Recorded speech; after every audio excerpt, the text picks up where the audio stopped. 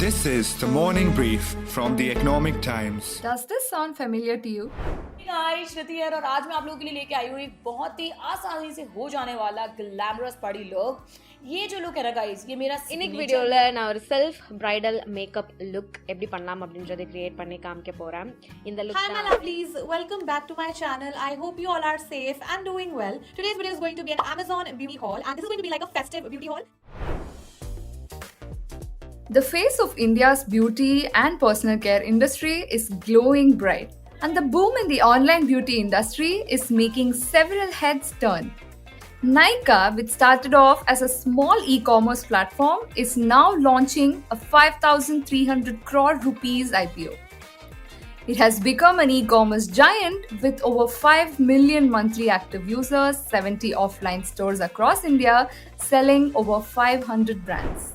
Having been an investment banker who did a lot of IPOs, I can say that I was always a believer in listing being that ultimate, you can call it like a graduation for a human being where you go into the listed space and then you can hope to have a long-term journey and life of your own. So I think it makes a company independent of the promoter in that sense and allows it to have a long-term sustainable legacy or a journey ahead. So I think for me, it is like growing up, and I think it's something that I always wanted for Nykaa, and I'm just happy that we are at that point today. That was Falguni Nayyar, founder of Nykaa. Through the Nykaa IPO, investors will get a chance to buy into this fast-growing industry. And this industry is expected to double in size to 2 lakh crore rupees by 2025. Huge, right? But what is driving this growth? In this episode, we analyze the growth drivers, or shall I say, beauty secrets of this industry. We'll also see what are some challenges ahead and what Nykaa's IPO means for its peers. Stay tuned, there's a lot coming up for you. From the Economic Times, I'm Bhavya Dilip Kumar and you're listening to the Morning Brief. While investors are very excited about the Indian beauty industry, especially online beauty and personal care segment, what do consumers think? I spoke with a bunch of people to understand their preferences. I also spoke to some popular skincare influencers. I think I spend at around 2,000 on skincare and beauty per month. And I shop from Nykaa mostly because firstly it is very convenient and it has wide range of products. So like if I'm getting one product on one website and the second one on another website, there are good chances that I might get both the products on Nykaa. So personally, yes, I prefer Nykaa. My first preference is definitely online because I get to see the the rate or track the price trends beforehand as opposed to going to an offline store. I'll have to see what discount is at that point in that particular store, etc. Let's take Health and Glow, for example. I don't know for sure if they're going to have the product that I'm going to go there to buy. Whereas if it's, let's say, Nykaa or Limes Connect, all I gotta do is just check online. So convenience and price are some of my most important factors in purchasing. My favorite, I would say, is Vanity Wagon. For one main reason, in Vanity Wagon, there is always some sale. So I spend around 250 rupees per month on skincare and beauty, and in festive season it goes around 2,000 rupees also at times. Nykaa has a lot of variety, so I think I prefer Nykaa a lot. Before Corona, I used to prefer going to the store and getting the feel of the product. But then Corona killed all those options. Online stores are very, very much more convenient and preferable.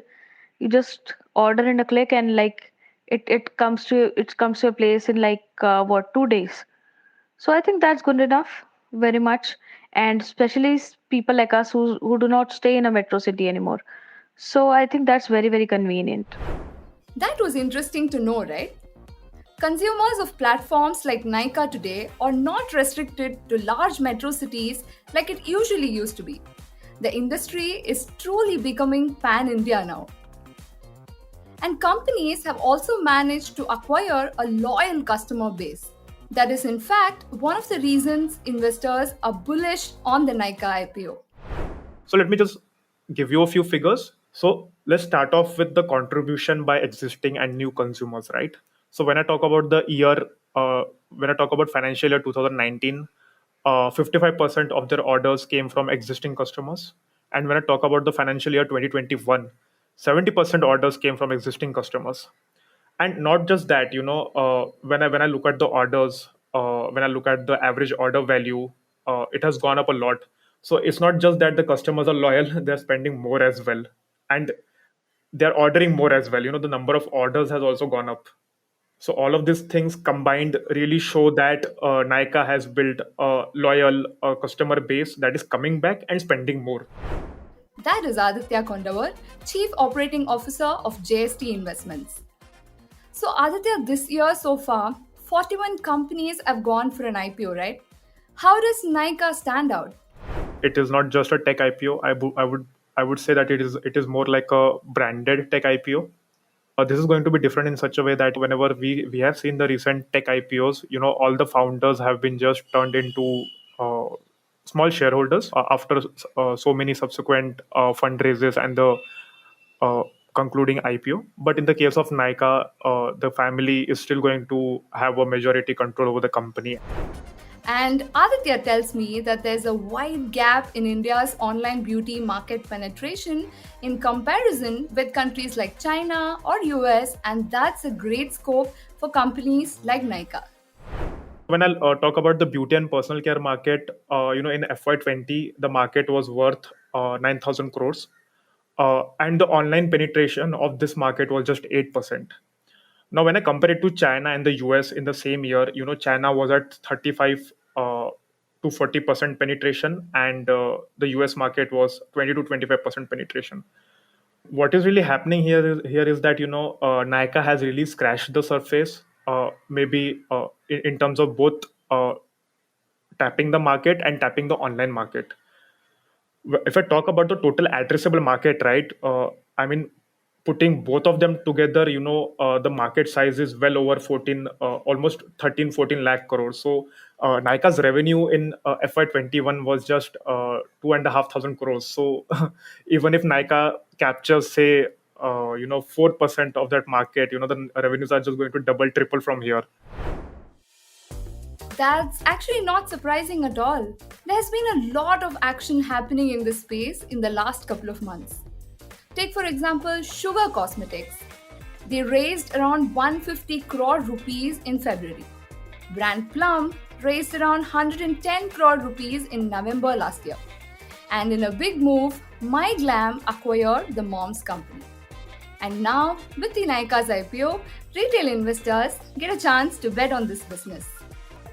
This must be some positive rub-off on its peers too, right? I posed the same question to Darpan Sanghvi, co-founder of a DTC or direct-to-consumer platform, MyGlamm. First of all, I wish I could have got more shares of Nykaa. That IPO is so subscribed, right? Nykaa has built a great business. I believe the Nykaa IPO will be one of the best performing sort of tech IPOs, that's around.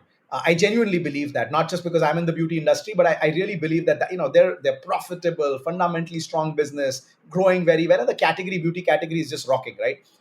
That the trailblazing effect has happened already. You've seen the investor interest that has been there in DTC beauty brands this entire year, because everyone's been expecting the Nykaa IPO. Everyone's seeing that there is a clear path to an IPO if you build a nice, profitable beauty business. And the category has got the attention and has got its moment in the sun, thanks to the Nykaa IPO. So, clearly investor interest in the DTC beauty category has gone up a lot, and we have to give credit to the Nykaa IPO for the same. Purplle is another multi-brand online retail platform. Some see it as a direct competitor to Nykaa. Last week, Purplle raised around $75 million in a new round of funding. And just like Falguni Nair, Manish Taneja, the CEO of Purplle, sees an IPO as the next target. we will always be ready for an IPO. So financially, from a reporting point of view, from a quality of corporate governance point of view, we've always been very, very good, and we will continue to be ready. It's hard for me to say today what is the right time for us to do an IPO, because it will depend on lots of external circumstances, including how the markets are at that point in time, how's Purple doing at that point in time. Yeah, tough for me to predict today. The investor interest in this space is likely to continue for a long time. The per capita consumption of beauty products in India is nowhere close to the developed world. I will let Manish make the case for the industry. Historically, India has always been a very low capita consumption of beauty. Maybe like $10 per year is an average spend by a woman on beauty in India. So I think definitely, as awareness of beauty products goes up in India, you will see beauty consumption go up, and that's what investors are betting on. So every investor looks at, how large is the market. In our case, beauty is like a $20 billion market, but my sense is, in next 3 or 4 years, it'll probably be a $25-26 billion market. I think the second thing that's happened is, which is why investors are lapping up this space, is, internet has basically broken down many barriers for this category. And so brands can today scale to, like easily 100, 200 crores without actually going offline. And then obviously you have retailers like Purple, which can probably scale to 3,000 crores, without necessarily going offline. And I would say a very key reason for this category to be very exciting is, once a woman is hooked to your products, then, she typically repeats with you. So there is always high repeat. So yeah, these are the reasons that in my view are sort of driving the investor excitement in the beauty category. A lot of things have worked in favor of these online beauty retailers over the years, like low-cost internet, smartphone penetration, growth in fashion spending.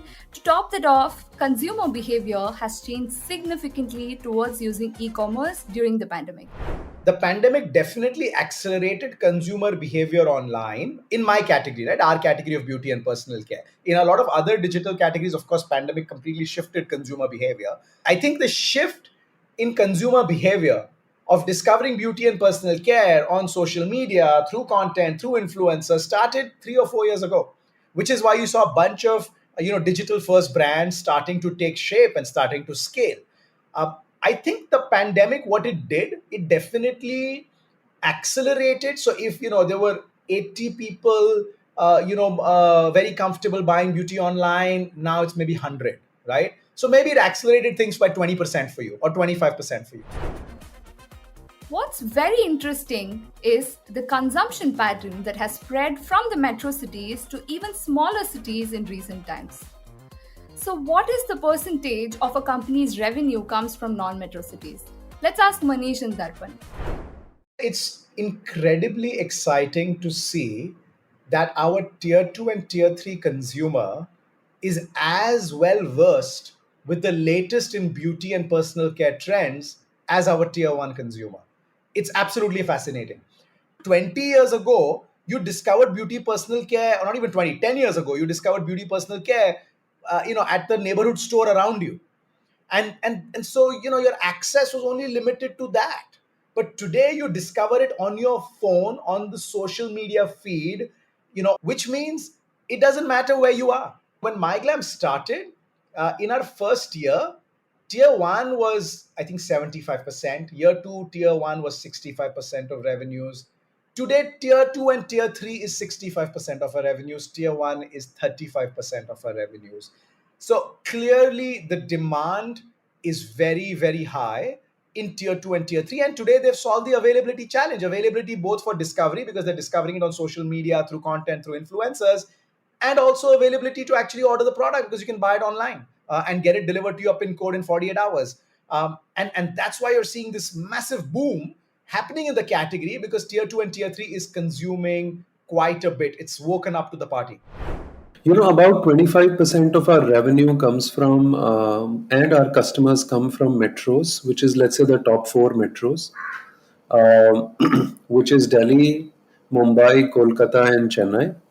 If you add Bangalore, Hyderabad, and maybe a couple of other, tier one cities, it goes up to about 35%. And 65% of our revenue comes from outside of these tier one cities. Has it always been like this, Manish? Or No. So when we started our business way back in 2012, it was more skewed towards metros. But over the last 3 or 4 years, as Geo has scaled up in India and internet access has become ubiquitous, we are actually adding more customers in tier 2, tier 3, tier 4 cities and towns than we are adding in metros and tier 1 towns. And it's not just women who are spending the big bucks on beauty products today. Men too are taking their beauty and skincare routines pretty seriously, and brands are taking note of that. I mean, we are living in 2021 after all, right? I can definitely say for a fact that men are beginning to expand their regime. Uh, Men today have dedicated face washes that they will use. They will have what used to be like a common shampoo at home. Maybe a decade ago, today men will have a different shampoo. Beard care has become a big part of men as more and more men continue to don their beards. So obviously, beard care is large. But look, today I would say men-specific products are still a small part of the market. A large part of the products are probably unisex or catering to women. Online beauty space is clearly booming, right? This makes us question whether this will be the end of those physical beauty mom and pop stores. The ones we just walk in, test some products, and buy them, right? Let's find out. I'm a firm believer in the fact that in India, you can't build a big brand if you're not available offline. That's just how we are as a country and as people. We need to see things around us offline as well. So while offline will be maybe 20-25% of our revenue as we continue to grow, online will be 75% of our revenue. uh, Offline will have a disproportionate sort of impact on the consumer's perception of ye ek bada brand hai, right? And that's very important. So I think so. Offline, first of all, I have to tell you, offline, like other than the lockdowns, has done quite well. So when the lockdowns got lifted last year, offline bounce back was very big. This year, oh my God, Karwa Chauth this year was insane sales offline in the north. Pujo in West Bengal was crazy, like you're beating all records, right? Whether it's pent up demand, whatever the reasons are. So look, we are firm believers that you have to be omni-channel if you have to be a meaningful brand in India. Offline, if I look at from a business standpoint, will be 20-25% of our revenues, but very important with regards to building consumer trust, for consumers to touch and feel it, for consumers to see it around them. So, we all have, or at least some of us have, bought something after an influencer on social media promoting it. In fact, some online beauty businesses like Nykaa bets big on this type of marketing. It's called influencer marketing.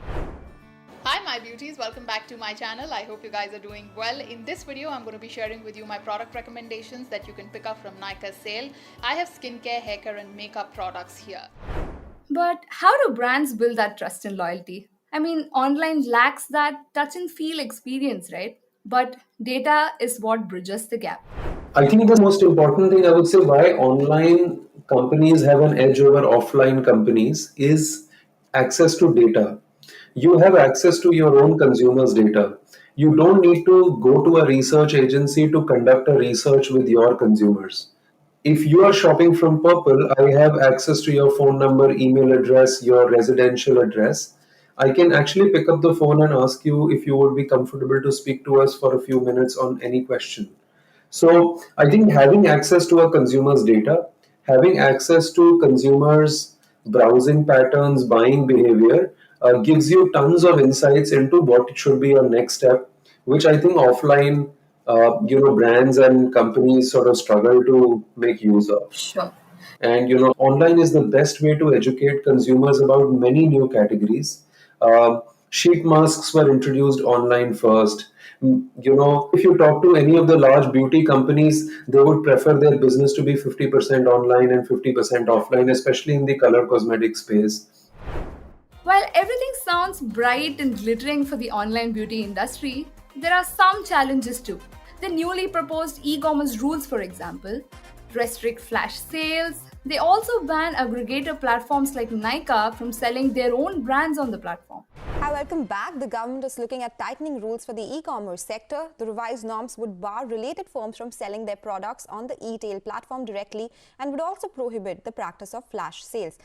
The first takeaway is that no related party of the major e-com company can go ahead and sell on the same platform. That is the first key clarification, and that's equally relevant because the CAIT has been making submissions towards that end before the DPIIT, before the Prime Minister. So that submission seems to have filtered in.